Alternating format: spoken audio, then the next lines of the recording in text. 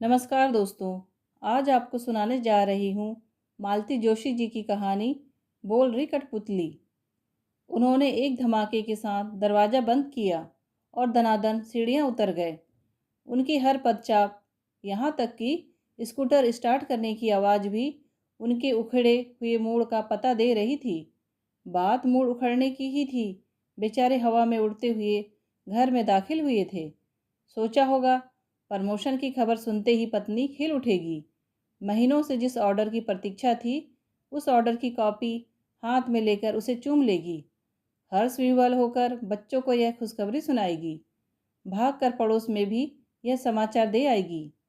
उल्लसित होकर अपने हनुमान लला के लिए 5.25 किलो लड्डुओं का ऑर्डर देगी। पर पत्नी की प्रतीक्षा इतनी ठंडी, उदास और बेजान रही कि कोई भी आहत हो जाता। पर आभा भी क्या करे, खुशी तो उसे भी कम नहीं थी।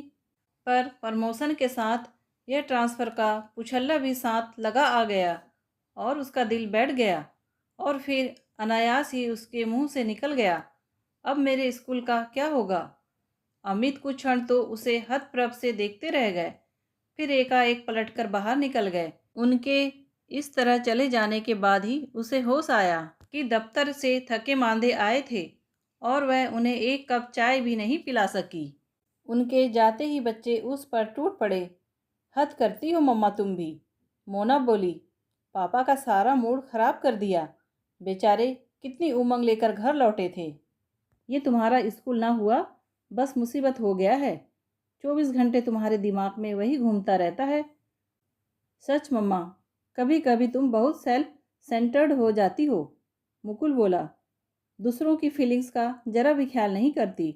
बहुत दिनों तक अकेली रहती हो ना, इसीलिए। और शायद इसीलिए घर से उतना अटैचमेंट भी नहीं रहा। यह मोना थी। मुझसे कोई पूछे तो मैं कहूँगा आई एम डैम हैप्पी। बहुत राहत महसूस हो रही है मुझे। पापा के प्रमोशन की खुशी से भी ज़्यादा बड़ी है ट्रांसफ़र की खुशी। इसी बहाने तुम्हारे सोशल वर्क से तो मुक्ति मिलेगी। कैसे कैसे गलीज बच्चे इकट्ठा कर लेती हो। सिट, मुझे तो देखते ही घिन आती है। इतनी ज़्यादा खुशी मत मनाइए भैया। आप क्या सोचते हैं मम्मी रायपुर जाकर घर में बैठी रहेंगी? इम्पॉसिबल।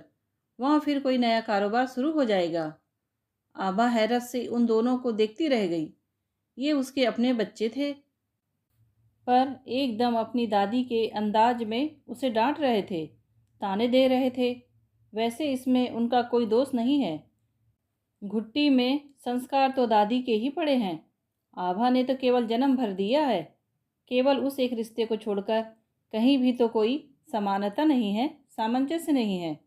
मुकुल तो फिर भी उससे कुछ मिलता जुलता है, पर मोना ने तो रूप रंग भी उसका नहीं लिया, बिल्कुल अपने पापा पर गई है। बच्चों की दादी बड़े ठसक के साथ बार बार यह कहती थी, शुक्र है भगवान का छोरी अपनी माँ पर नहीं गई। लड़के का तो ठीक है, उसका रूप कोई नहीं देखता, पर छोरी की तो शादी ना हो पाती। पता नहीं कितनी बार उसे सुनाकर यह जुमला उछाला गया होगा। उसकी सहनशीलता आखिर एक दिन जवाब दे ही गई। बोली, उसकी चिंता आप क्यों करती हैं माँ जी? ईश्वर सबके जोड़े बनाकर भेजता है।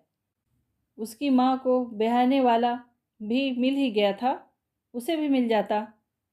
ये लो और सुनो। अरे हमारे जैसे अंधे और बुद्धू क्या पंसेरियों से मिलते हैं? मन तो हुआ था कि चीख कर कह दे, आप लोग ऐसे अंधे नहीं थे माँ जी, ना बेवकूफ़ थे। खूब देखभाल कर शादी की है। मुझे मालूम है कोई मेरे रूप रंग पर नहीं रिझा। 12 तोला सोना और 25,000 नगद की बात सुनकर आपके मुंह में पानी भर आया था। वे 25,000 तो आपने अपनी लड़की की शादी के लिए उठाकर रख दिए। 25 पैसे भी मुझ पर खर्च नहीं किए। उल्टा मेरी एमए की डिग्री को जिंदगी भर भुनाते रहे। घर में महाभारत मच जाने के डर से अपने मन का गुबार वह कभी नहीं निकाल पाई। हमेशा सब्र का घूंट पीकर रह गई। इसीलिए शायद बच्चे भी उसे कभी ठीक से समझ नहीं पाए। उनके कोमल अंतस पर माँ की वही प्रतिमा अंकित है जो उनकी दादी ने बनाई है। तभी तो वे कहते हैं कि हमेशा घर से दूर रहने के कारण तुम्हें घर का अटैचमेंट नहीं रहा। कोई उन्हें यह बताए तो। कि घर उसने अपनी मर्जी से नहीं छोड़ा है, उसे बाकायदा घर से बाहर भेजा गया है। नौकरी का उसे कभी शौक नहीं रहा, बल्कि एक तरह से चिढ़ ही थी, पर उसे नौकरी करनी पड़ी ताकि सास ससुर की गृहस्थी सुचारू रूप से चल सके। अपने तिकड़मी और घाघ ससुर की याद आती है, जो आज भी उसका तन मन सुलग उठता है। जब देखने आए थे तो उसका सुलेख देखने के बहाने एक प्रार्थना पत्र लिखवा लिया था। वह तो बहुत झल्लाई थी। एमए पास लड़की से कोई इस तरह इबारत लिखवाता होगा, पर घर में पिता का कठोर अनुशासन था। उनकी आंखों के मौन आदेश की वह अवहेलना नहीं कर सकी। ससुर महोदय खुशी खुशी उसका वह प्रार्थना पत्र और सर्टिफिकेटों का पुलंदा संभाल कर चलते बने थे। अगले हफ्ते ही डाक से सारे सर्टिफिकेट्स लौट आए थे और वर पक्ष की स्वीकृति का पत्र भी। लिखा था कि लड़का कन्या के बुद्धि वैभव से इतना अभिभूत है कि लड़की स्वयं देखने की जिद भी उसने छोड़ दी है। इस सुसंवाद में आगामी षड्यंत्र की जरा भी बू होती तो वह इससे इनकार कर देती, भले ही उसे अपने पिता की नाराज़गी का शिकार होना पड़ता। पर पता तो उसे तब चला जब वह अपनी दहलीज छोड़ चुकी थी। उसके हाथों की मेहंदी अभी उतरी भी नहीं थी। उसके हाथों में नौकरी का नियुक्ति पत्र थमा दिया गया। ससुर जी बड़ी सैखी भगार रहे थे कि शिक्षा मंत्री के सचिव की दोस्ती बड़ी काम आई है। एक ही फ़ोन में काम बन गया। सचिव की दोस्ती शायद नौकरी दिलवाने तक ही सीमित थी, क्योंकि नियुक्ति हुई थी पास के कस्बे के एक हायर सेकेंडरी स्कूल में। कस्बा क्या, ब्रज देहात था। किसी प्रभावशाली स्थानीय नेता के सौजन्य से वहाँ स्कूल खुल गया। हनीमून को ताक पर रखकर फौरन वहाँ ज्वाइन करना पड़ा। पति की सारी छुट्टी उसके लिए घर ढूंढने में, उसे ठीक से सेटल करने में बीत गई। ससुर बोले, अभी ज्वाइन कर लो, आगे पीछे ट्रांसफ़र करवा लेंगे। लेकिन ट्रांसफ़र का मुहूर्त बड़ी देर में निकला। इस बीच उसके 2 बच्चे हो गए। ननद की शादी हो गई। ससुर परलोक सिधार गए। तब कहीं वह अपनों के बीच आकर रह सकी। सास को लखवा न मारा होता तो शायद अब भी कोई इस विषय में पहल न करता। माँ पर जी भरकर भुनभुनाने के बाद बच्चे अपनी राह चले गए। शाम के समय घर में बैठे रहना उनके लिए असंभव था। मुकुल तो खैर लड़का था, पर मोना एक दिन के लिए भी अपना बैडमिंटन छोड़ नहीं सकती थी। दोनों में से किसी को भी यह ख्याल नहीं आया कि मम्मी घर में अकेली है। आज की यह शाम उन पर भारी पड़ सकती है। उन्हें अगर सहानुभूति भी थी तो अपने पापा के साथ। इस घर में कोई उसे समझने की कोशिश नहीं करता, उसके अपने बच्चे भी नहीं। वह किस किस को दोष दे। 10 साल पुराना इसी से मिलता जुलता एक प्रसंग याद आ गया। बच्चे तो उस समय छोटे थे, पर घर में सास थी, देवर थे, पास पड़ोसी थे, सबने उसे कोसा। तब भी उनकी सहानुभूति अमित के ही साथ थी। उस दिन रोहित का, उसके छोटे देवर का रिजल्ट आया था। उसके डॉक्टर होने की मिठाई अभी पूरे मोहल्ले में बटी भी नहीं थी कि अमित ने कहा, आभा, बस अब तुम कल आखिरी बार स्कूल जाओगी, और वह भी इस्तीफ़ा देने। क्यों? इस अनपेक्षित प्रस्ताव से वह चकित थी। इसीलिए कि यह मेरा वादा था। मैंने तुमसे कहा था कि रोहित, मोहित की पढ़ाई और रेणु की शादी, जिस दिन मेरा यह टारगेट पूरा हो जाएगा, मैं तुम्हें एक दिन भी नौकरी नहीं करने दूंगा। ठीक है, आपका वादा था, आपने पूरा किया, पर नौकरी क्या एकदम इस तरह छोड़ी जा सकती है? नोटिस पीरियड की ही समस्या है ना, चलो उसे भी पूरा कर लो, अमित ने उदार होते हुए कहा। नहीं, समस्या सिर्फ नोटिस की नहीं है। फिर? आपने सिर्फ अपने वादे का, अपने टारगेट का ख्याल किया। मेरे बारे में भी तो कुछ सोचा होता। आखिर मेरा भी तो कुछ हक बनता है। इतने दिनों बाद जाकर अब मेरा इस नौकरी में कुछ मन लगा है। स्कूल में मेरी एक पोजीशन बनी है, लड़कियों में एक इमेज बनी है मेरी। यह सब कुछ मैं एकदम छोड़ नहीं सकती। फिर मेरी सीनियरिटी भी मारी जाएगी। सीनियरिटी का अब तुम्हें क्या करना है? No Abha, promise is promise. बहुत खट चुकी तुम। अब घर बैठो, अपने बच्चों को देखो। जिम्मेदारियां अब नहीं रही। अब मेरी आमदनी भी पहले से कुछ बड़ी है। अब यह तुम्हारे आराम करने के दिन है। उस दिन भी हजार गिले शिकवे आभा के होठों तक आकर लौट गए थे। खुशी के उस माहौल में वैसे भी उसका रोना बिसुरना बेसुरा ही लगता, लेकिन उसका मन बार बार कलप रहा था। अमित, तुमने मुझे कोई चाबी का खिलौना समझ रखा है? कोई मोम की गुड़िया हूँ मैं? क्या मेरी कोई आशा, कोई आकांक्षा नहीं है? आज तुम्हारा वादा, तुम्हारा प्रॉमिस तुम्हारे लिए अहम हो उठा है। उस समय अपने कर्तव्य, अपने उत्तरदायित्व तुम्हारे लिए सर्वोपरि थे। तुम्हें उस नवेली दुल्हन का जरा भी ख्याल ना आया जो पता नहीं कितने अरमान सजोए तुम्हारे घर में आई थी, और शादी का पहला उपहार उसे क्या मिला? नौकरी। तुम्हारे भाई पढ़ने वाले थे, बहन बहने को थी, इसलिए तुमने मेरी गृहस्थी का सुख छीन लिया। मुझे नौकरी में जोत कर उस कस्बे में फेंक दिया जहाँ न ढंग का मकान था, न ढंग की कंपनी थी। उस एकांत में मेरा मन कितना रोया होगा, कभी सोचा है? तुम तो हर 8वें 14वें दिन आते थे और अपनी प्यास बुझाकर वापस लौट जाते थे, पर तुमने यह कभी नहीं सोचा कि मेरा भी मन कभी उस दलदल से बाहर निकलने को छटपटाता होगा। कभी नहीं समझ पाए अमित। और जब वे नहीं समझ पाए तो औरों से तो आशा करना ही व्यर्थ था, बल्कि उन सबके लिए तो यह एक आदर्श व्यवस्था थी। ससुर खुश थे कि हर महीने 500 उनकी अंटी में मुफ्त का चला आ रहा है। पहली तारीख के आसपास वे बहू की खैरियत पूछने के बहाने चक्कर लगाते, राशन पानी दे जाते और पूरी तनख्वाह झटक कर ले जाते। मुश्किल से हाथ खर्च के लिए कुछ छोड़ जाते।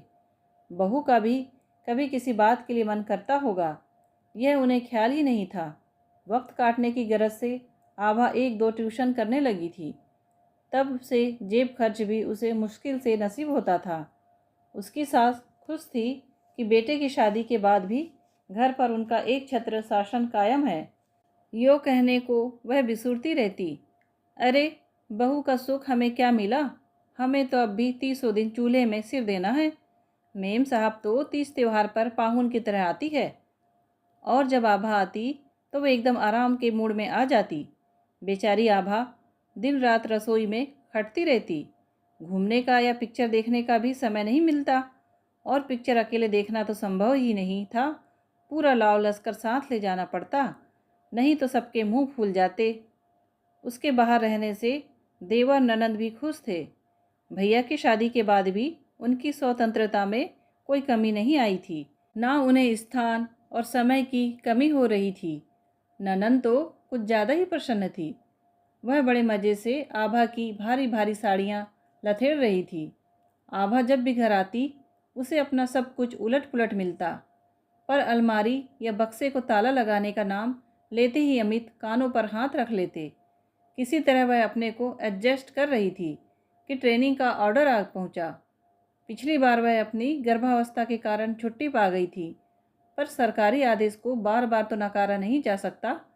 2 साल की मोना को माँ के पास और 4 साल के मुकुल को सास के पास रखकर जाते हुए उसका मन छलनी हो गया था। उसके बाद तो मुकुल जैसे दादी का ही होकर रह गया था। उसको अंग्रेजी स्कूल में दाखिला मिल गया था। 2 साल बाद मोना को भी बुला लिया गया। बेचारी लड़की गांव में बर्बाद हो जाएगी। आभा फिर अकेली पड़ गई। जिस समय उसके बच्चों को उसकी ज़रूरत थी, वह दूसरे बच्चों में सिर खपाती रही। जब उसका अपने शहर में तबादला हुआ, तब तक बच्चे उसकी पहुंच से बाहर हो गए थे। वे खाट पर निसहाय पड़ी दादी के आसपास ही मंडराते रहते। माँ की निरंतर उपस्थिति के अभ्यस्त होने में उन्हें कुछ समय लगा, फिर भी एक भावनात्मक दूरी बनी ही रही। तब आभा ने स्कूल में मन लगाया। गांव के मुकाबले यह स्कूल एकदम अलग था। हर दिन आभा के लिए एक नई चुनौती बनकर आता, पर उसे स्वीकार करने में उसे मज़ा आने लगा। अपनी सोई हुई आत्मचेतना को उसने झकझोर कर जगाया, अपने संचित ज्ञान की गठरी की धूल साफ की और एक नए आत्मविश्वास के साथ मैदान में उतर पड़ी। और अब जबकि वह लोकप्रियता के शिखर छू रही थी, अमित कहते हैं नौकरी छोड़ दो, यह अन्याय नहीं तो क्या है। लेकिन अमित ने यह अन्याय किया और डंके की चोट पर किया। इसके लिए खूब वाहवाही भी लूटी। सब कहते, वाह, इसे कहते हैं बात का धनी। भाई पढ़ लिए तो फिर एक दिन भी बीवी को नौकरी पर नहीं जाने दिया। नहीं तो भला लगी लगाई नौकरी कौन छुड़वाता है, और वह भी सरकारी। और तो और स्कूल में भी सबने उसे बधाई दी थी। आर्थिक मजबूरियों के तहत नौकरी करने वाली उन महिलाओं ने उसके संवेदनशील पति को सराहा था, उसकी ईमानदारी की दाद दी थी। पहले उन्हें आभा के इतनी जल्दी पॉपुलर हो जाने पर रश्क होता था, अब उसके घर पर आराम से बैठने की कल्पना से ईर्ष्या हो रही थी। यह तो वही जानती है कि इस्तीफा देते हुए उसे कितनी पीड़ा हुई थी। उसके बाद महीनों वह गुमसुम बनी रही। अपने काम से, अपनी छात्राओं से उसे मोह सा हो गया था। वे लोग भी उसे चाहने लगी थी। कई दिनों तक सब झुंड बनाकर उससे मिलने आती रही। उसके सामने बैठकर बिसुरती रही। नई टीचर की शिकायत करती रही। कुछ दिनों बाद उनका यह जोश खत्म हो गया, पर पत्र बराबर आते रहे। प्यारे प्यारे कविता से, शायरी से भरे पत्र, जिनके हर शब्द से उन किशोरियों का अकृत्रिम स्नेह छलकता था। आभा उन पत्रों को बार बार पढ़ती और पुलकित होती, फिर किसी गुप्त धन की तरह सहेज कर रख देती। घर में और किसी को उनमें दिलचस्पी नहीं थी, उल्टे वह सब मजाक ही बनाते थे। धीरे धीरे वे पत्र भी बंद हो गए। इस उम्र का जोश बस थोड़े ही दिनों का होता है, और तब आभा एक निचाड़ खालीपन से भर उठी। उसे लगा कि उसके भीतर कुछ है जो पड़े पड़े जंग खा रहा है। सास जब तक रही तब तक उनकी सेवा टहल में समय कट जाता था, पर उनकी मृत्यु के बाद तो जैसे करने को कुछ रहा ही नहीं। खाली समय उसे काटने को दौड़ने लगा। मन बहलाने के लिए उसने यूं ही मेहरी की बेटी कुसुमा को ज़बरदस्ती पढ़ाना शुरू कर दिया। तब केवल समय काटने की बात मन में थी, पर कब उसके विद्यार्थी 1 से 4 और 4 से 40 हो गए उसे पता ही नहीं चला। उसका स्कूल पहले तो घर के बरामदे से निकलकर मेहता साहब के गैराज में आया, और अब तो रावत साहब के आउट हाउस में धड़क्के से चल रहा है। पास पड़ोस की झुग्गियों के सारे बच्चे उसके पास आने लगे हैं। उन्हें संस्कारित करने में उसे अजीब सी तृप्ति मिलती है। उसके इस शौक़ को पहले सबने पागलपन या फिजूल का जब्त करार दे दिया था, पर आभा को यह जानकर खुशी हुई कि उस जैसी पागल औरतें दुनिया में और भी हैं। अपने भीतर के खालीपन को भरने की कोशिश में उसे कई हमजोलियाँ मिल गई। ऐसी महिलाएं मिली जो अपना खाली समय किटी पार्टियों में गुजारना नापसंद करती थी। उसकी अपेक्षा वे दोपहर के 2 घंटे इन बच्चों को देने के लिए तैयार थीं। कुछ बहनें खुद आकर आभा के छात्रों को पुराने कपड़े बांट जाया करती थी। कुछ माताएं अपने लाडले का जन्मदिन इन निर्धन बच्चों के बीच मनाना अधिक श्रेयस्कर समझती थी। वह एक दिन उनके लिए त्योहार का दिन हो जाता था। निसंतान रावत दंपति ने तो अपना आउट हाउस ही इन बच्चों को दे डाला था। मतलब यह कि बहुत से लोग थे जो कुछ करना चाहते थे। अनजाने ही आभा ने उन्हें दिशा दे दी। वह एक तरह से उनकी प्रेरणा बन गई। इस साल वह अपने कुछ बच्चों को 5वीं बोर्ड की परीक्षा दिलवा रही थी। जी जान से उनकी तैयारी करवा रही थी। उसने उन बच्चों के माँ बाप को भी ताकीद कर दी थी कि वे बच्चों को घर के काम से न ला दे, कम से कम 3-4 महीने उन्हें जम कर पढ़ाई करने दे। जिनके घर में सुविधा नहीं थी उन्हें वह सुबह शाम अपने बरामदे में बिठा लेती थी। अब वह महज एक स्कूल नहीं था, एक सपना था जो वह संजो रही थी। अनजाने ही वह उसके जीवन का अहम हिस्सा बन गया था। इसीलिए ट्रांसफ़र की बात सुनते ही उसके मुंह से अनायास ही निकल पड़ा, फिर मेरे स्कूल का क्या होगा। पड़ोस के रेडियो पर जब प्रादेशिक समाचार प्रसारित होने लगे तो वह जैसे नींद से जागी। 7 बज गए थे और उसका घर अब तक अंधेरे में डूबा था। उसने ठाकुर जी के सामने दिया जलाया, उन्हें माथा टेककर फिर सारे घर में रोशनी की। उसके बाद आभा ने रसोई का रुख किया। 7 बज गए थे और अब तक शाम के खाने की कुछ भी तैयारी नहीं हुई थी। बच्चे आते ही शोर मचा देंगे। खेल कर आते हैं तो उन्हें भूख भी कस कर लगती है। फिर श्रीमान जी तो आज बिना चाय नाश्ते के चले गए हैं। समय का ख्याल करके उसके तो हाथ पांव फूलने लगे। उसने मशीन की सी फुर्ती से सब्जी काटना शुरू किया। दोनों गैस जला दिए और आश्चर्य 8 बजे तक वह पूरा खाना बना चुकी थी।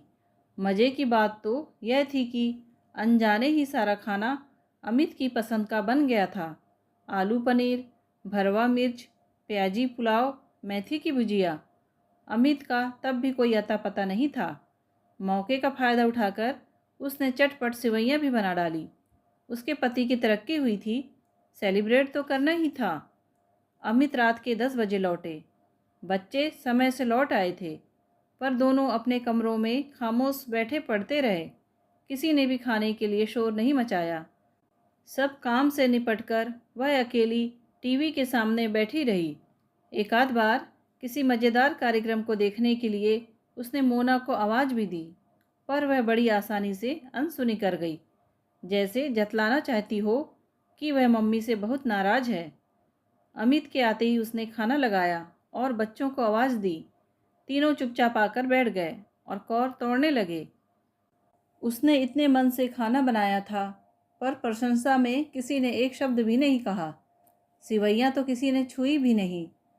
उसने जब इसरार किया तो उसे खा जाने वाली नज़रों से देखते रह गए। बस आखिर यह सन्नाटा उसकी बर्दाश्त से बाहर हो गया।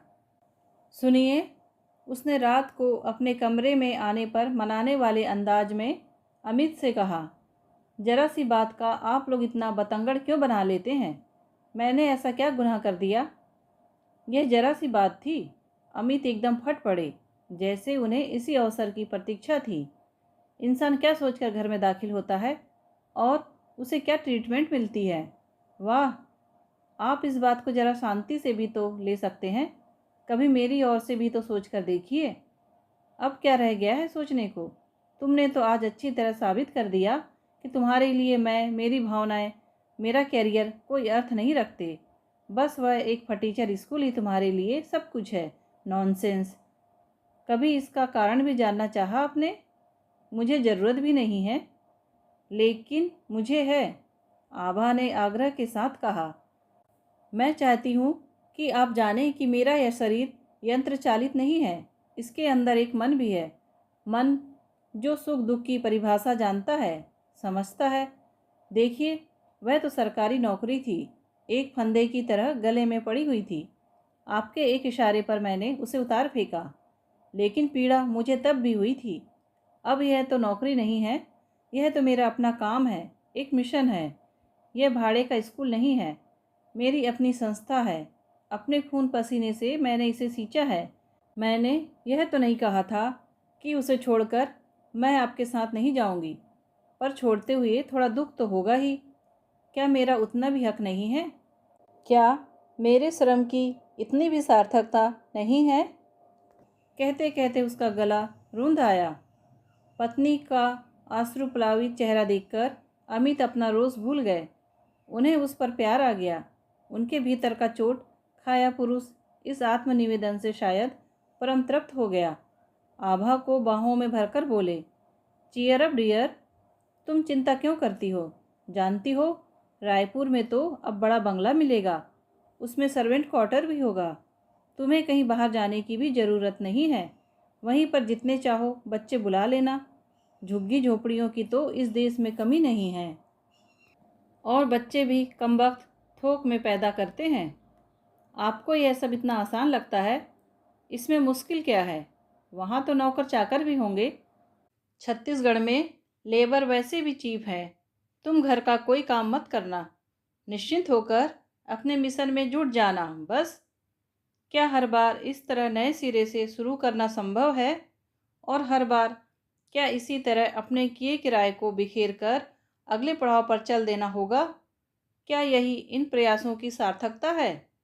आभा पूछती रह गई, पर अमित उस समय उत्तर देने के मूड में नहीं थे। वे तो संधि के उन क्षणों को सार्थक करने के